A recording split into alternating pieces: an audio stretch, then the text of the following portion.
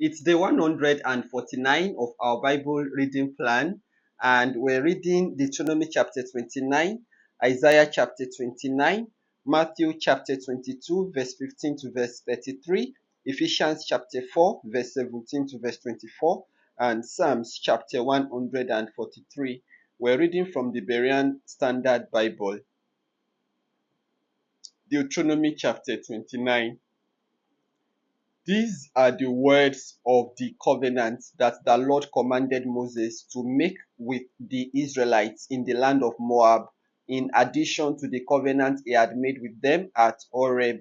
Moses summoned all Israel and proclaimed to them, "You have seen with your eyes everything the Lord did in Egypt to Pharaoh, to all his officials, and to all his land. You saw with your own eyes the great trials and those miraculous signs and wonders.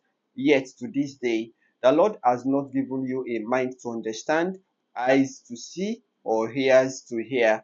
For 40 years I led you in the wilderness, yet your clothes and sandals did not wear out. You ate no bread and drank no wine or strong drink, so that you might know that I am the Lord your God.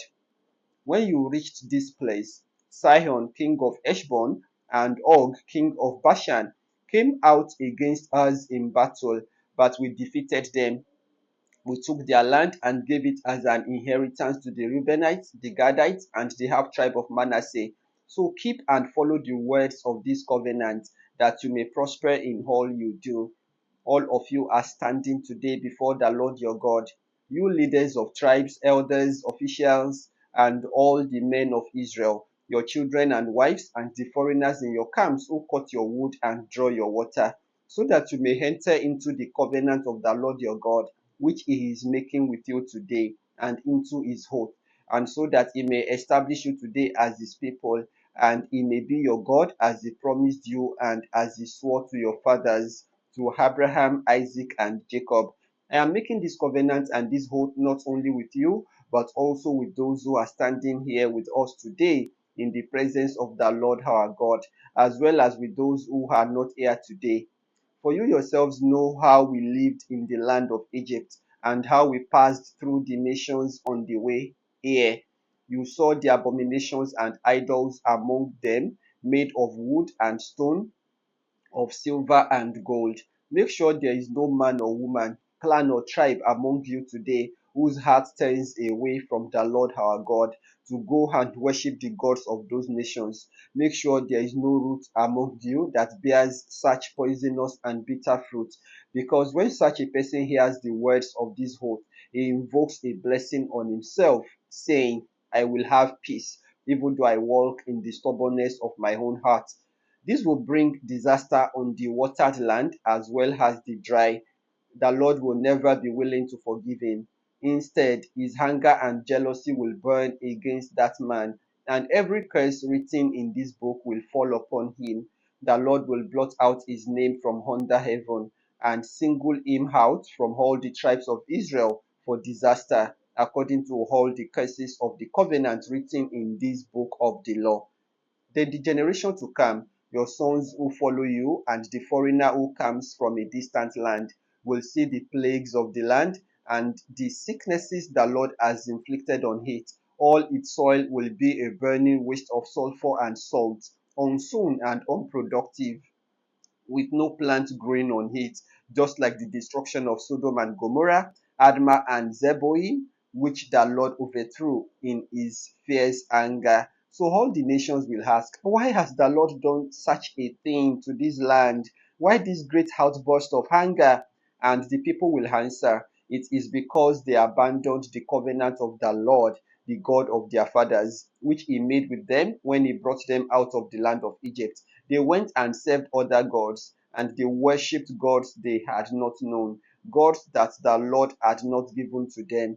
Therefore, the anger of the Lord burned against this land, and he brought upon it every curse written in this book. The Lord uprooted them from their land in his anger, rage, and great wrath, and he cast them into another land, where they are today. The secret things belong to the Lord our God, but the things revealed belong to us and to our children forever, so that we may follow all the words of this law. Isaiah chapter 29. Woe to you, O Ariel, the city of Ariel, where David camped. Year upon year, let your festivals recall. And I will constrain Ariel, and there will be mourning and lamentation. She will be like an altar earth before me. I will camp in a circle around you. I will besiege you with towers and set up siege works against you. You will be brought low. You will speak from the ground and out of the dust. Your words will be muffled. Your voice will be like a spirit from the ground. Your speech will whisper out of the dust. But your many foes will be like fine dust, the multitude of the ruthless like blowing chaff. Then suddenly, in an instant, you will be visited by the Lord of hosts, with thunder and earthquake and loud noise, with windstorm and tempest and consuming flame of fire, all the many nations going out to battle against Ariel. Even all who war against her, laying siege and attacking her, will be like a dream, like a vision in the night. As when a hungry man dreams he is eating, then awakens still hungry. As when a thirsty man dreams he is drinking, then awakens faint and parched. So will it be for all the many nations who go to battle against Mount Zion. Stop and be astonished. Blind yourselves and be sightless. Be drunk, but not with wine. Stagger, but not from strong drink. For the Lord has poured out on you a spirit of deep sleep. He has shut your eyes, O prophets. He has covered your heads, O seers. And the entire vision will be to you like the words sealed in a scroll. If it is handed to someone to read, he will say, I cannot because it is sealed. Or if the scroll is handed to one unable to read, he will say, I cannot read. Therefore the Lord said, these people draw near to me with their mouths and honor me with their lips, but their hearts are far from me. Their worship of me is but rules taught by men. Therefore, I will again confound these people with wonder upon wonder. The wisdom of the wise will vanish, and the intelligence of the intelligent will be hidden. Woe to those who dig deep to hide their plans from the Lord.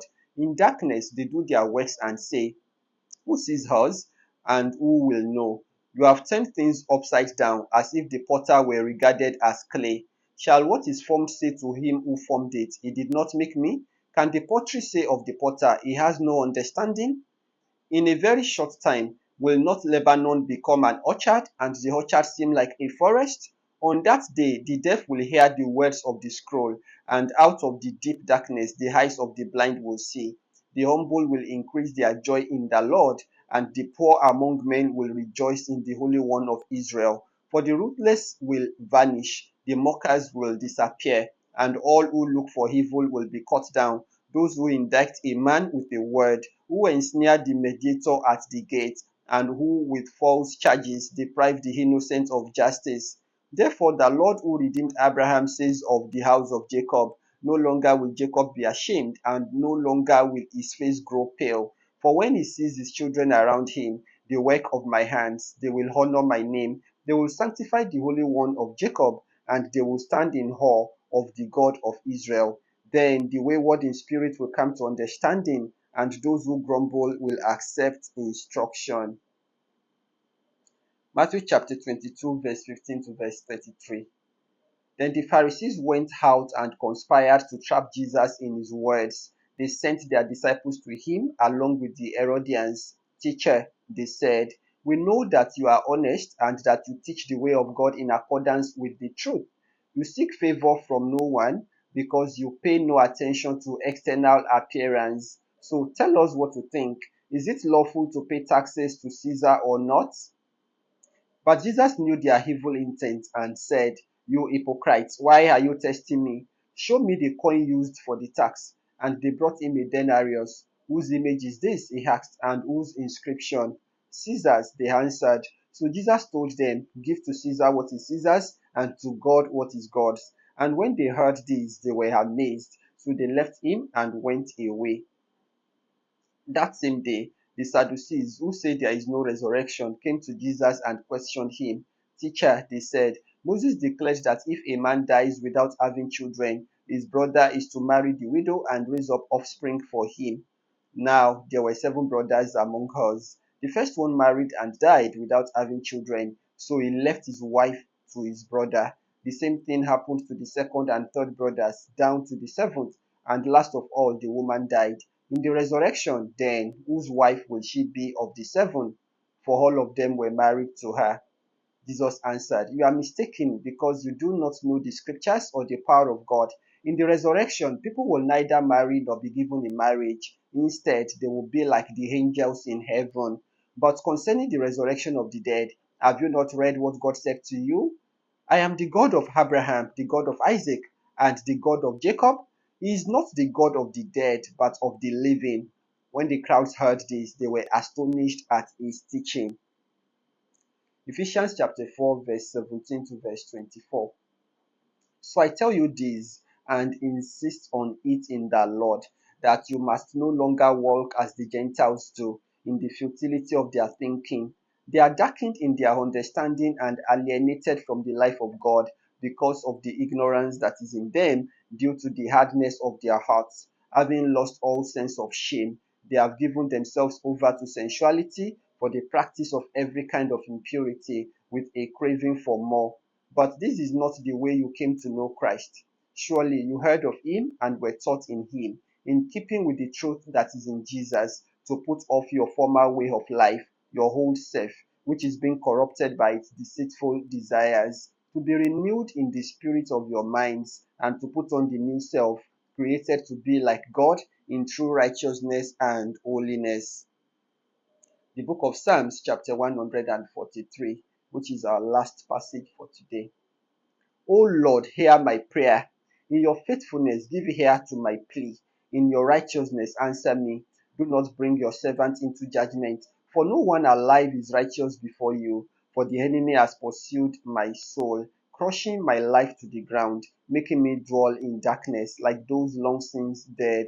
My spirit grows faint within me. My heart is dismayed inside me. I remember the days of old. I meditate on all your works. I consider the work of your hands. I stretch out my hands to you. My soul thirsts for you like a parched land. Selah. Answer me quickly, O Lord.